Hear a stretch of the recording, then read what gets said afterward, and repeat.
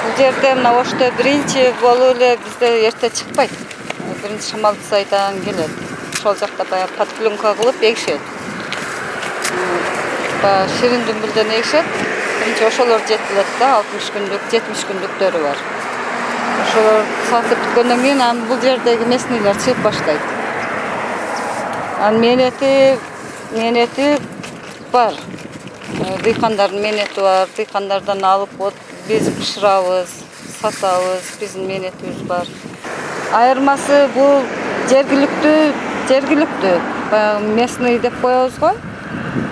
Бир чети алар кормойго кирет. Бирок зыяны жок.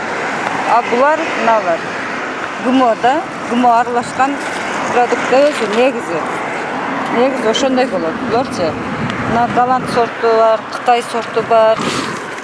Кытай урук 200дөн ошондой сатылат. 200дөн 250дөн. Кандай килограммы да? Килограммы.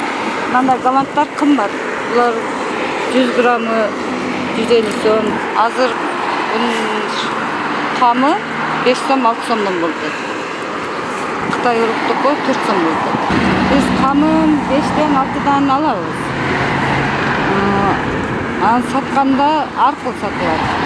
Алганда тегиз алынбайт да. Майдасы бар, ичинде курттары чыгат, курт жегендери.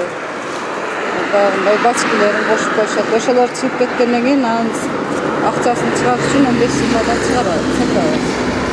Акыркыларын 10 сомдон да сатабыз. Бул сезонный иш.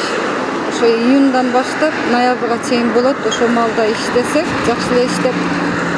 Мисалы үчүн сезондо бир адам тапканы 5-6 айда. Канча? 100 миңди топтосо 100 миңге барат. Күнүмдүгү бир адамдыкы 5-600 айланат. Бир күндө канча жүгөрү сатасыздар? 200, 150. Базар күндөр болот, бей базар күндөр болот. Ошого карап. Азыр базарда дүмбү саткан көп кетти, мурункудай болбой калды.